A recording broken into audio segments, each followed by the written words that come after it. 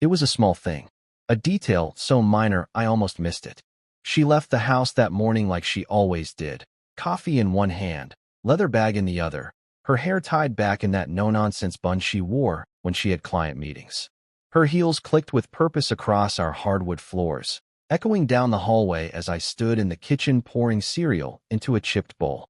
Nothing about her goodbye seemed unusual.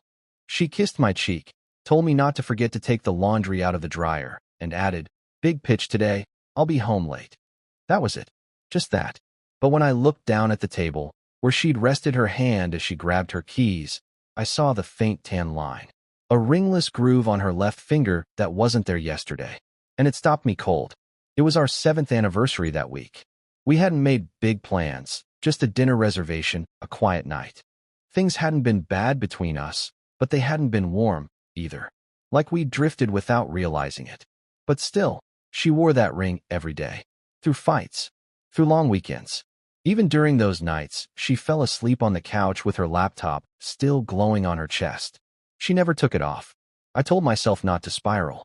I tried not to. She'd probably just taken it off to shower and forgot. Maybe it was at the bottom of her bag. Maybe it was getting resized, or loose, or maybe she wanted to keep it safe during her pitch. She always used her hands when she spoke. Maybe she was just being careful. I tried to believe that, but I kept seeing that pale stripe of skin on her finger. How bare it looked. How intentional it felt. That afternoon, I stared at my computer screen for hours at work, but didn't do much. Couldn't focus. I'd reread the same email 3 times. Around 3:15, I picked up my phone and texted her. "Hey, hope the pitch is going well. Want to grab dinner after?" No reply. At 4:09, I sent another. "Thinking of swinging by with flowers. Thought you could use a break." No reply. She was usually good about texting back, especially during the day. I told myself she was in meetings. Maybe her phone was in her bag. Maybe she was just tired. But something about that silence felt louder than it should. At 5:02, I left the office and stopped at the florist 3 blocks from her building. I knew the woman who ran the place. Helen, an older woman with hands always covered in green dye and pollen. She asked how Lydia was, if we were still planning that trip to Charleston we'd mentioned the last time we were in. I smiled and said, "Yeah, still planning," even though we hadn't talked about it in weeks. I chose sunflowers and white tulips. Her favorite, wrapped in brown paper with a silver ribbon. I drove the 6 minutes to her building and sat in the car for longer than I meant to, just watching people filter out, young professionals in suits and blazers, holding iced coffees and wearing exhaustion like badges of honor. The autumn sun was just beginning to dip, casting everything in that soft, golden light that makes even concrete seem gentle. I kept telling myself I was being ridiculous, that I was showing up with flowers like some clingy boyfriend who didn't trust his wife. But this wasn't jealousy. It wasn't even suspicion, not yet. It was just a feeling, a gut-deep tug that something wasn't sitting right. I got out of the car. The receptionist in the lobby was new. Young guy, earbuds in, barely looked up when I asked if Lydia was still in. "Yeah," he mumbled. "Pretty sure. Floor 8. I stepped into the elevator, bouquet in hand, heart hammering for reasons I still couldn't explain. The ride felt longer than it should have.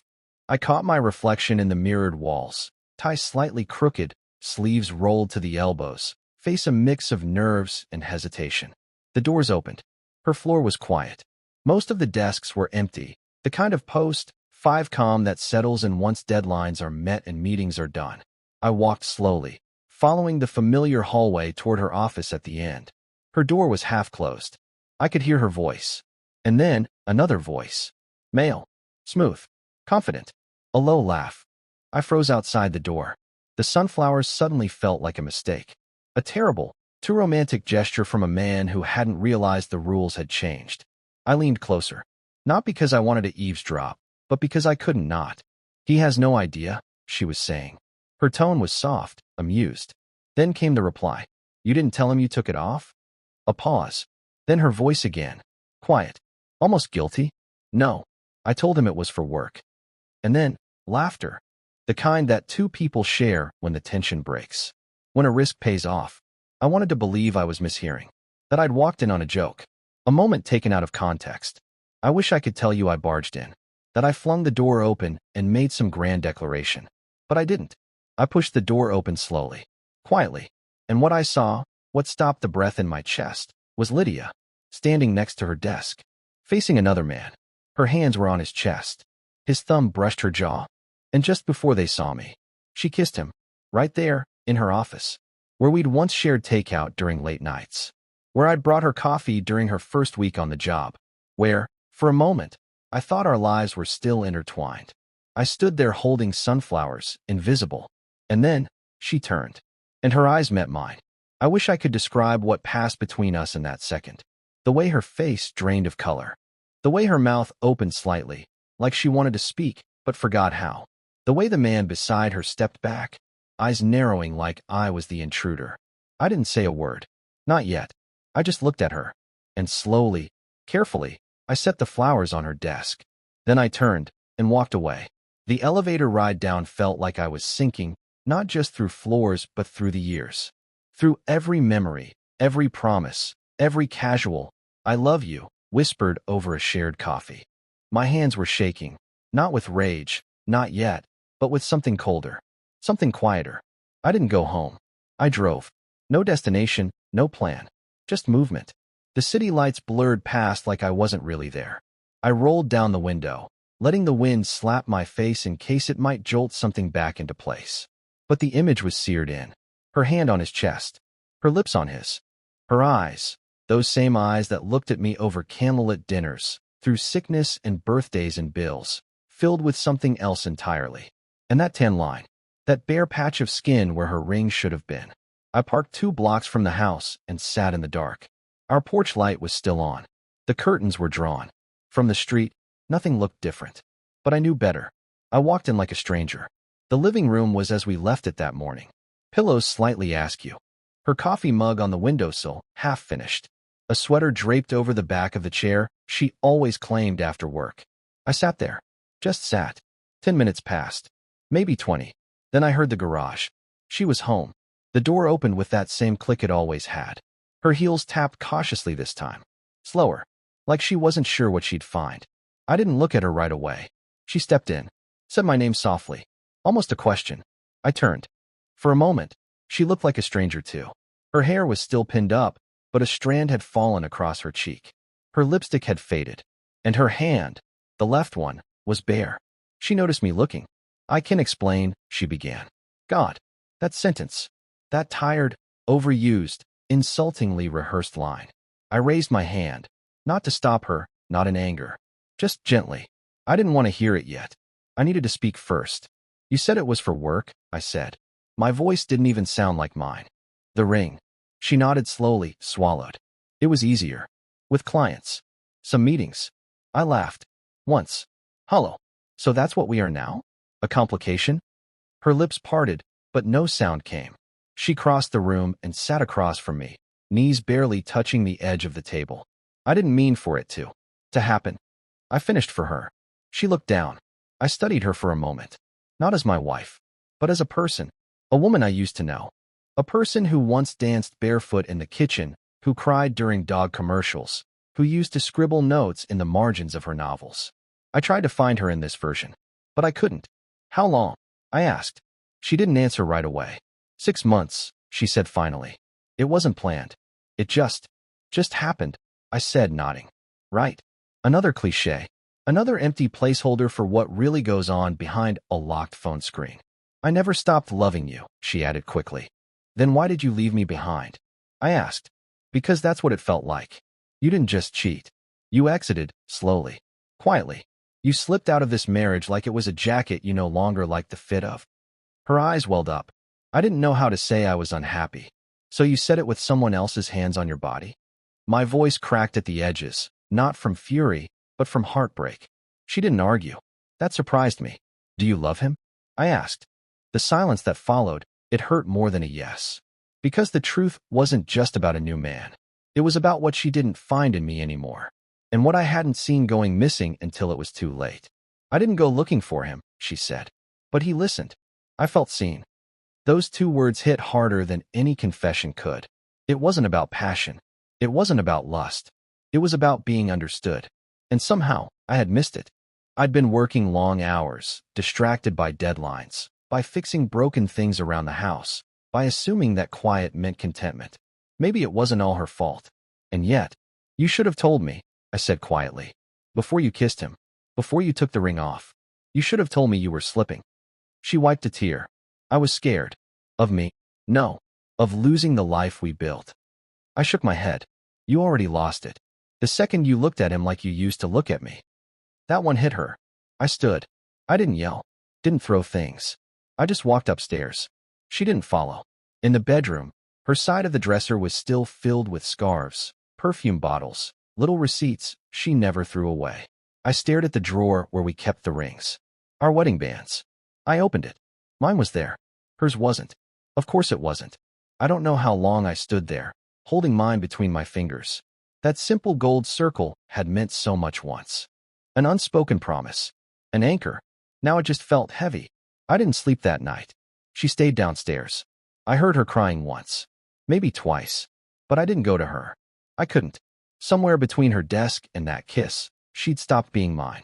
And I didn't know who I was without her. But I knew I wasn't the man standing in that office doorway with flowers anymore. I was someone else now. Someone who had to choose what to do with the silence she left behind. The morning came, as it always does, indifferent to the night before. Sunlight crept in through the blinds, casting lines across the sheets I hadn't slept in. Downstairs, I heard the faint sounds of a spoon against a mug. She was making coffee, like nothing had changed. Like routine could somehow stitch over the tear that had split our world in two. I stayed upstairs, staring at the same corner of the ceiling until the clock hit 8:17. That's when I finally got up, showered, and dressed. Not for work, just to feel normal. I found her at the kitchen table, wrapped in the cardigan I bought her 3 Christmases ago. Her eyes were puffy, hair undone, a forgotten cup of tea cooling beside her. She looked up like she wasn't sure I'd come down at all. I sat across from her. I don't want to pretend, I said. She nodded. Neither do I. There was a strange kind of calm between us now, like we'd said most of what mattered, even if the pain still hung in the air like smoke after a fire. I called out of work, she said, voice rough. I couldn't. I know, I interrupted gently. I'm not going in either. Another pause. I don't know how we got here, she whispered. I do, I said, and this time I wasn't bitter, just honest. We stopped checking in. We stopped being on the same side. You were lonely, and I was distracted. And instead of reaching for each other, we both just drifted. I didn't want to hurt you. You did. Her shoulders slumped. I could see how heavy it was for her now. How real. But I also hurt you, I admitted. I didn't see it happening. I didn't fight hard enough when we started losing touch. She looked up, startled, maybe even relieved to hear me take some of the weight. It doesn't make what you did okay, I added. But it explains how we got vulnerable. She wiped a tear. I never stopped loving you. That's the part that hurts the most. Because if she'd fallen out of love, it would have been easier. Cleaner. But this messy middle space where love still lingered in the ashes of betrayal, it made everything harder to walk away from. I reached into my pocket and pulled out her ring. I found it, I said. Back of your jewelry drawer. She flinched. I placed it on the table between us. Not as an offering. Not as an ultimatum. Just a truth. She stared at it like it was a ticking clock.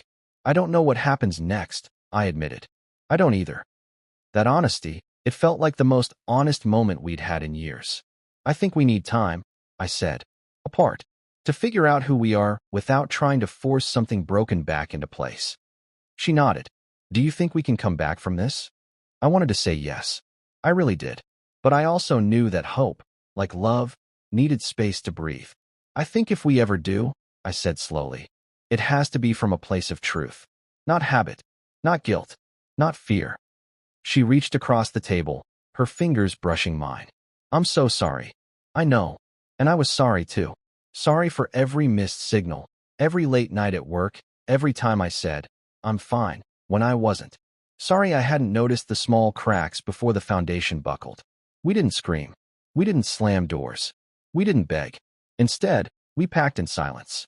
She took a suitcase. I watched her fold sweaters like it was any other trip. When she reached the door, she turned to me one last time. Do you want me to leave the key? I looked at her. No, I said. Keep it. For now. She nodded. And then, she walked out. No dramatic goodbye. No promises we couldn't keep. Just the sound of her heels echoing on the walkway. Softer now, almost hesitant. Like she, too, wasn't sure who she was without us. When the door closed, I stood in the quiet. Just stood there, letting it sink in. This wasn't the end of a love story. It wasn't even the beginning of revenge. It was the middle of something else. Something honest. Something raw. Maybe someday we'll find our way back.